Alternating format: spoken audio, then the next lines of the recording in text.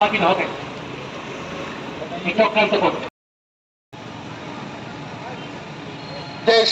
আজ আমরা Tripura people's party এবং গণমঞ্চ যৌথভাবে বিজেপির সাম্প্রদায়িক পেশিবাদী নীতি, এসআইআর এবং তার শ্রমকূট যে চালু করেছে সেই শ্রমকূট বাতিলের দাবিতে রবীন্দ্র ভবনের সামনে আমরা গণ অবস্থানে বসেছি।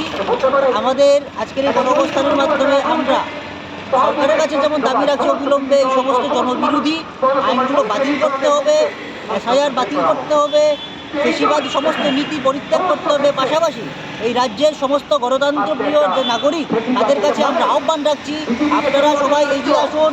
আমরা একসাথে সম্মিলিতভাবে এই শাসক বিজেপি যে জনবিরোধী নীতিগুলি রয়েছে তার বিরুদ্ধে গণ আন্দোলন সংগঠিত করব এবং তার সরকারকে বাধ্য করব যাতে সমস্ত জনবিরোধী নীতিগুলো যাতে অবিলম্বে বাতিল করা হয়। ইদানিং আপনারা দেখেছেন এই কিছুদিনের মধ্যেই আপনারা এই রেগা যে আইন ছিল, যেটা গ্রামীণ যে কর্মসংস্থানের জন্য করা হয়েছিল, সেই রেগা আইনকে সংশোধনের নামে সেই রেগা আইনের সমস্ত যে সুযোগ সুবিধা গ্রামীণ যে লোকগুলো পেত, কৃষকরা পেত, যে শ্রমজীবীরা পেত, সেটাকে বাতিল করা হয়েছে, নস্যাৎ করা হয়েছে। আমরা এই রেগার আইন পরিবর্তনেরও বিরোধিতা করছি আজকের এই গণঅবস্থানের মাধ্যমে। আপনাদের সংবাদ মাধ্যমে আমরা এই রাজ্যের জনগণের কাছে এই আপিল রাখছি, আপনারা এগিয়ে আসুন। আজকে দেশ এক ভয়াবহ সংকটের মধ্যে দিয়ে যাচ্ছে এবং এই সংকট থেকে যদি উত্তরণ করতে হয় আমাদের সকলের রাস্তায় নেমে গণতান্ত্রিক আন্দোলন ছাড়া আর কোনো উপায় নেই।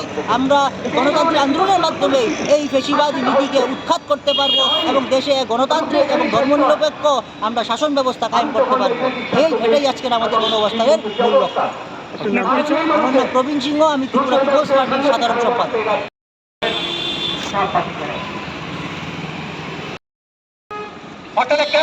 শুধু এইটা না,